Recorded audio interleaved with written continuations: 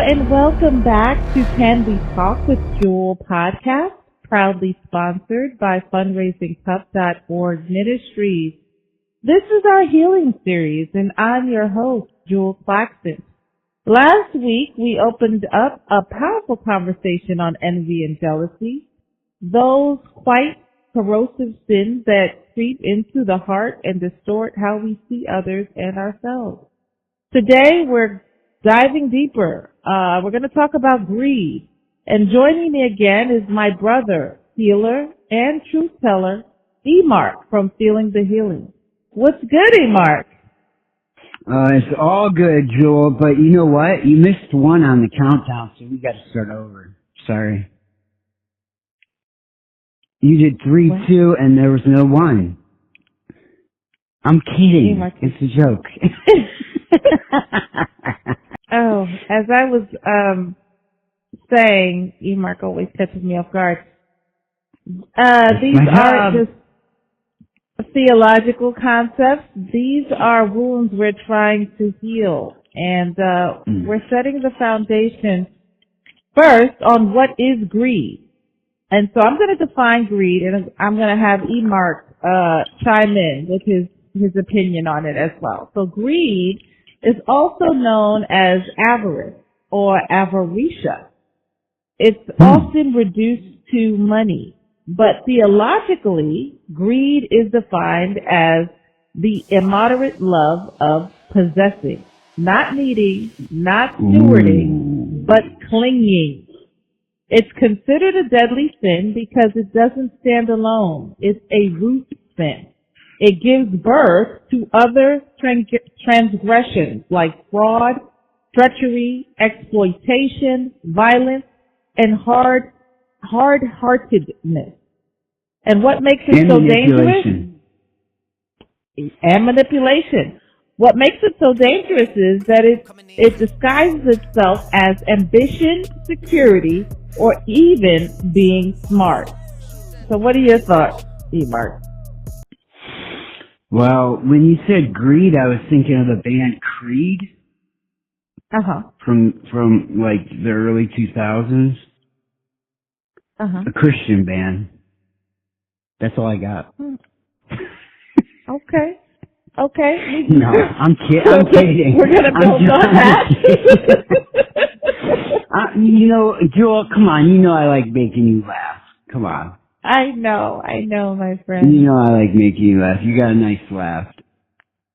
Thank you. So anyways, thank you so much.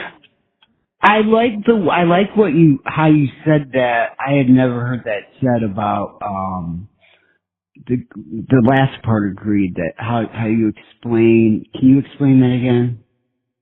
What makes it so dangerous is how it disguises itself. The definition part, the last part you talked about.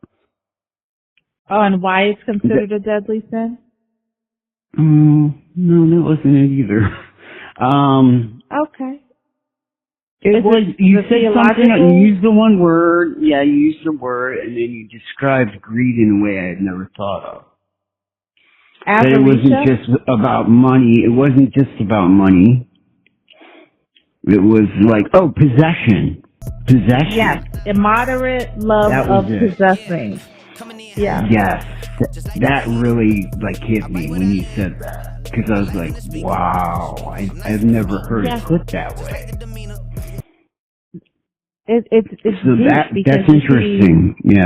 It's layers to this, right? Because initially, me too. When I first hear of greed, you initially think of some type of wealth or money or property, but this idea of your ego feeling the need to possess and be in control of, have authority over, that extends greed quite a bit.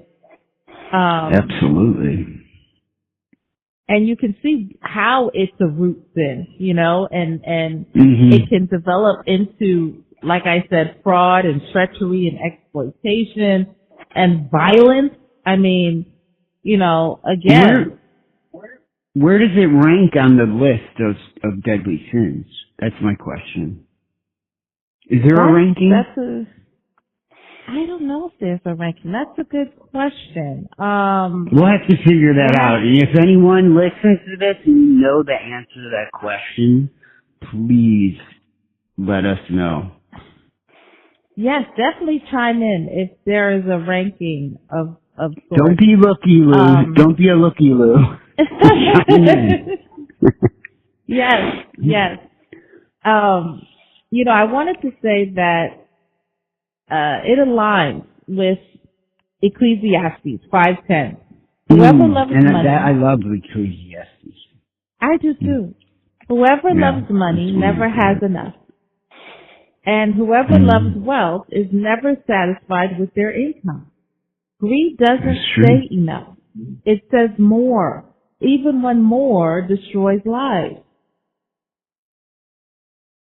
Wow. And let's be clear. Let's be clear, Emark.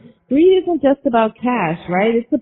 It's greed for power, status, fame, control, security. Anything we elevate above God as our source. It just goes on and on. And, when these things become your master, because God says we can't serve two masters. Yep. You see how they just pile up on top of each other. Like, I need more power. I want to be famous. I need to be recognized when I walk into the room. So I need more and more. And I need to control everything and everyone. This is why Scripture calls greed what it is. Yeah.